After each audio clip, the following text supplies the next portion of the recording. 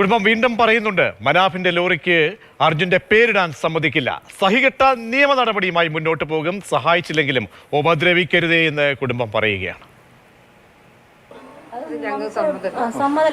അമ്മയടക്കം പറഞ്ഞു, അമ്മയ്ക്ക് ഞങ്ങൾ എല്ലാവരും അതാണ് ഞാൻ പറയുന്നത്. ഈ വ്യക്തി എങ്ങനെ ഞങ്ങളുടെ കുടുംബത്തിലുള്ള സംഭവം അയാൾ എങ്ങനെ തീരുമാനമെടുക്കും? അയാൾക്ക് ആരാണ് ഈ അധികാരം കൊടുത്തത്? അയാൾ പറഞ്ഞല്ലോ ഇപ്പൊ അയാൾക്ക് തോന്നിയത് പോലുള്ള വീഡിയോ ഇടുന്നത്. ചെയ്യട്ടെ, ഞങ്ങളുടെ അർജുനെയും ഞങ്ങളുടെ കുടുംബത്തിനെയും കോട്ടയത്തോടുള്ള വീഡിയോ ചെയ്യട്ടെ, നമുക്ക് അപ്പോൾ കാണാം. ഇതിനപ്പുറത്ത് എന്ത് പ്രശ്നം വരികയാണെങ്കിലും അതിനുള്ള മൊത്തം തെളിവ് ഇന്ത്യയിലുണ്ട്. അതായത് സ്വന്തം കുടുംബക്കാർ വരെ മൂപ്പരാളെ പറ്റി പറയുന്ന സാധനങ്ങൾ എൻ്റെ കയ്യിലുണ്ട്. ആരും അതിനെ പറ്റി പേടിക്കേണ്ട ആവശ്യമില്ല. 7-ാം തീയതി സന്ധ്യക്ക് മനാഫ് ഒരാളെ കൊണ്ടുവന്നിട്ട് പറഞ്ഞു 2.5 മാസത്തെ സെൻഡ് ഓഫ് കൊടുത്തിട്ട് വിടുകയാണ്. വലിയ ഹോട്ടലിൽ പോയി ഇഷ്ടമുള്ള ഭക്ഷണം വാങ്ങി കൊടുത്തിട്ട് വിടുകയാണ്. ഞങ്ങൾ അങ്ങനെ പാർട്ടി കഴിഞ്ഞ് വരികയാണ്. നാളെ അർജുൻ വന്നിട്ട് ഈ ആള് പോവുള്ളൂ. ഇവിടെയൊക്കെ എല്ലാവർക്കും ഒരു ആഘോഷമാകുമ്പോൾ ഞങ്ങൾ സങ്കടത്തിൽ നിൽക്കുമ്പോൾ അത് സെൻഡ് ഓഫ് നടത്തിയിട്ടാണ് ആഘോഷിച്ചത്. അതേസമയം അർജുന്റെ കുടുംബത്തിന്റെ ആരോപണങ്ങളെ തള്ളി മനാഫ് രംഗത്ത് വരികയാണ്. തള്ളി പറഞ്ഞാലും അർജുന്റെ കുടുംബം തന്റെ തന്നെയെന്ന് മനാഫ് പറയുന്നു. തെറ്റ് ചെയ്തെങ്കിൽ കല്ലെറിഞ്ഞ് കൊല്ലട്ടെ എന്നും പ്രതികരിക്കുകയാണ് മനാഫ്. എൻ്റെ ഫാമിലി ആയിട്ട് ഞാൻ ഓരോ കണ്ടതിൽ ഇപ്പം എന്താ തെറ്റ് എനിക്ക് മനസ്സിലാവില്ല. ഞാൻ എന്താ ചെയ്തതെന്ന് എനിക്ക് മനസ്സിലാവില്ല. എന്തെങ്കിലും ഒരു തെളിവോ കാര്യങ്ങളോ കൊണ്ടുവരാണെങ്കിൽ തീർച്ചയായിട്ടും ഞാൻ നേരത്തെ പറഞ്ഞ മാതിരി തന്നെ മാനാഞ്ചിറ സ്ക്വയറിൻ്റെ നടുവിൽ വന്ന് നിൽക്കും, കല്ലെറിഞ്ഞ് കൊന്നാളെൻ്റെ. ഏതാണ് ആ യൂട്യൂബ് ചാനലൊന്ന് പോയി നോക്കി. ആകെ ഒരു എന്താ പറയുക, ഒരു 10,000 സബ്സ്ക്രൈബേഴ്സ് ഉള്ള ഒരു യൂട്യൂബ് ചാനൽ. ഈ 10,000 സബ്സ്ക്രൈബേഴ്സിന് കാര്യങ്ങൾ മനസ്സിലാവാൻ വേണ്ടിയിട്ട് പലപ്പോഴും ഒരു ലൈവ് ഇടും.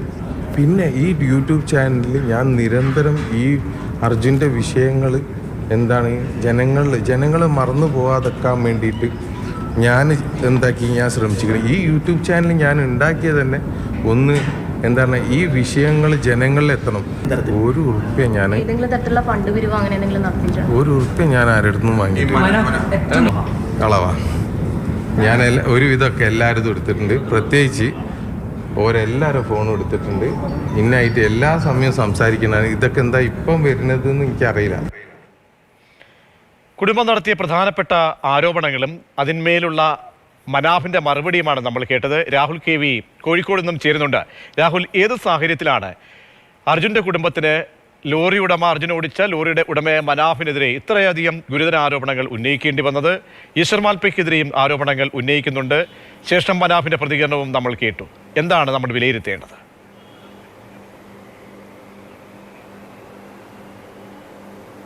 പ്രജീഷ്, നമ്മൾ നാടിതുവരെ കാണാത്ത വിധത്തിലുള്ള തിരച്ചിൽ രക്ഷാദൗത്യമൊക്കെയാണ് ഷിരൂരിൽ നടന്നത്. അർജുൻ്റെ മൃതദേഹം 72-ാം ദിവസം കണ്ടെത്തി. 2 ദിവസത്തെ DNA പരിശോധന ഫലം ലഭിക്കുന്നതിനുള്ള കാത്തിരിപ്പ്. അതിനുശേഷം ആയിരങ്ങൾ പങ്കെടുത്തുകൊണ്ടാണ് സംസ്കാരം നടന്നിരുന്നത്. അതിന് തൊട്ടു പിന്നാലെ ഈ വിധത്തിൽ കാര്യങ്ങൾ എത്തിച്ചേരുമെന്ന് ആരും തന്നെ കണക്കാക്കിയിരുന്നില്ല എന്നതാണ്.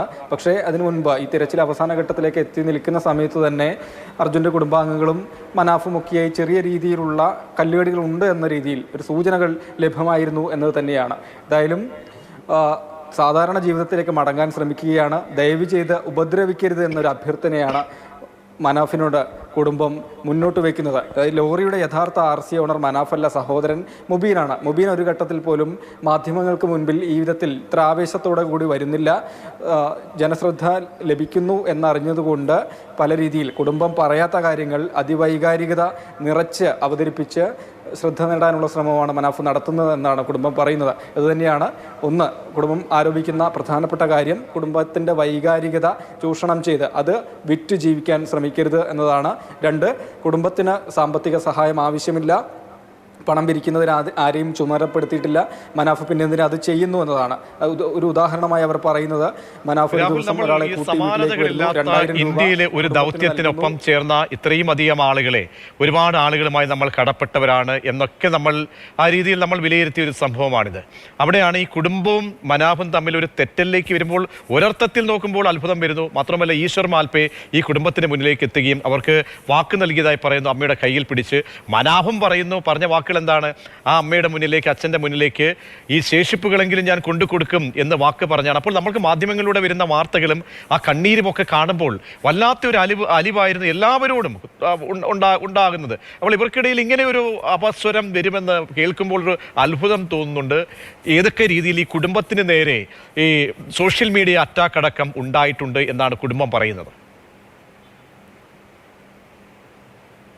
പ്രതീക്ഷ തീർച്ചയായും അതുതന്നെയാണ്.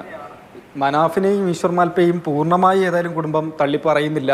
പക്ഷേ ഇതുപോലെയുള്ള കാര്യങ്ങളൊക്കെ നടക്കുന്നുണ്ട്, അത് അവസാനിപ്പിക്കണമെന്നാണ് കുടുംബം പറയുന്നത്. പല ഘട്ടങ്ങളിലായാണ് ദൗത്യം നടന്നിരുന്നത്. ആദ്യ 1-2 ഘട്ടങ്ങളിൽ മനാഫായാലും ഈശ്വർ മാൽപ്പയായാലും കുടുംബത്തിന് പൂർണ്ണ സഹായവുമായി മുന്നിൽ നിന്നു. പക്ഷേ 3-ാം ഘട്ടത്തിലേക്ക് വന്നപ്പോഴാണ് മനാഫ് രീതി മാറിയതെന്നാണ് കുടുംബം പറയുന്നത്. അതായത് 3-ാം ഘട്ടത്തിലൊക്കെ ആയപ്പോൾ മനാഫ് സ്വന്തമായി ഒരു യൂട്യൂബ് ചാനൽ തുടങ്ങുകയും അതിൽ റീച്ചും വ്യൂസും വർദ്ധിപ്പിക്കുന്നതിന് വേണ്ടി പല കാര്യങ്ങളും, കുടുംബം പറയാത്ത കാര്യങ്ങൾ അതിവൈകാരികത നിറച്ച് അവതരിപ്പിക്കുക തുടങ്ങിയ കാര്യങ്ങളിലേക്ക് പോയി.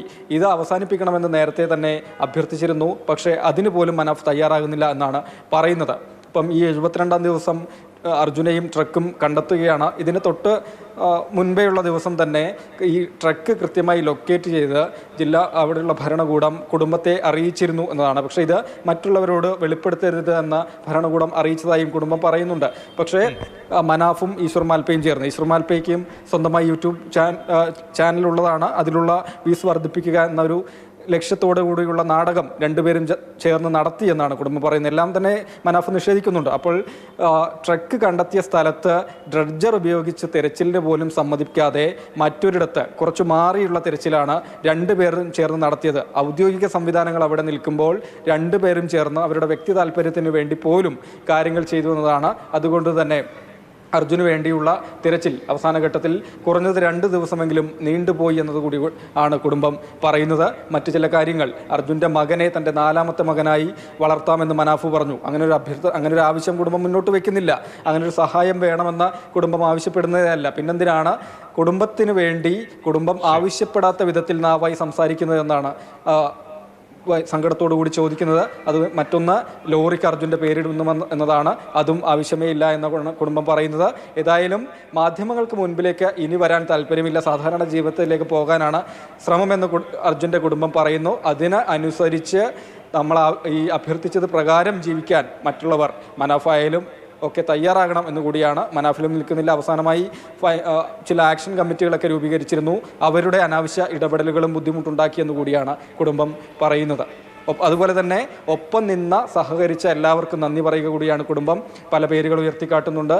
കോഴിക്കോട് MP, കേരളത്തിൽ നിന്നുള്ള മന്ത്രിമാർ, KC Venugopal MP, Karwar MLA അടക്കം ജില്ലാ ഭരണകൂടം, കർണാടക ഭരണകൂടം, കേരള സംസ്ഥാന സർക്കാരിൻ്റെ ഭാഗമായി മുഴുവൻ സമയവും ഒപ്പം നിന്ന് എല്ലാവർക്കും നന്ദി കൂടെ അറിയിക്കുന്നുണ്ട്.